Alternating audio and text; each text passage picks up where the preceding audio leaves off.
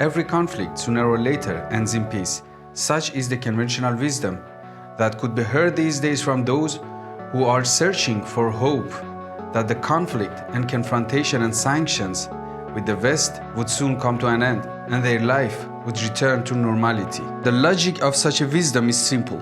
At some point, the parties will cease fire and sit down at the negotiating table. The end of hostilities will lead to a gradual reduction of sanctions pressure on Russia, and their businesses will be able to return to work with Western partners. This is exactly the same feeling that Iranians have been experiencing in the past few years. But will Russia be able to see the sanctions lifted? Hello everyone, I'm Shafi and welcome to the new episode of Polit Affairs.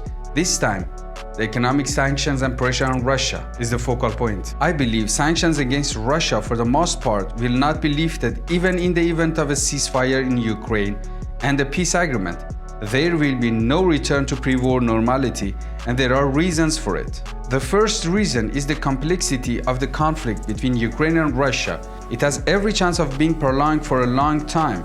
There may be pauses in active hostilities, but after like 6 months, there is still no ground for political compromise that would suit all parties. Even if an agreement between Moscow and Kiev is reached, its sustainability and feasibility are not guaranteed.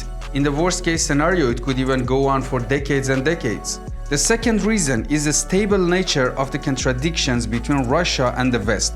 The conflict in Ukraine is just a part of the larger Euro-Atlantic security issue. An unstable system of asymmetric bipolarity has formed in Europe. Russia has no way to crush the West without doing unacceptable damage to itself. However, the West also, despite its superiority, cannot crush Russia without getting unacceptable losses. In short, the conflict between Russia and the West has been there for centuries and will be there for years to come. It's not like the conflict of Iran and the West, which is mostly formed after the Islamic Revolution, almost 4 decades ago. The third reason is the institutional features of the sanctions policy of the initiating countries. Experience shows that sanctions are relatively easy to impose but very difficult to lift. With regard to Iran, a whole web of laws has formed in the United States which significantly limits the administration's ability to lift sanctions. Even if the sanctions are not enshrined in law, their cancellation or mitigation still requires political capital, which not every politician is ready to spend. The fourth reason is the quick reversibility of the sanctions.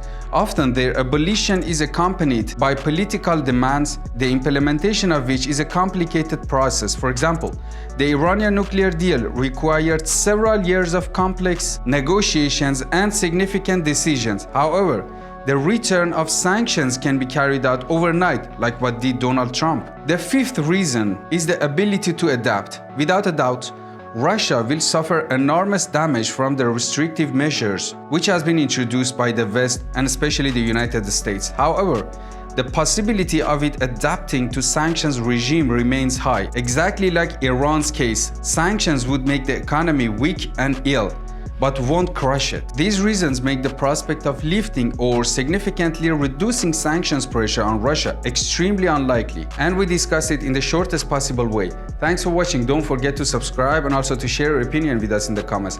There are also dozens of other videos on similar issues on my channel. Don't forget to check them out.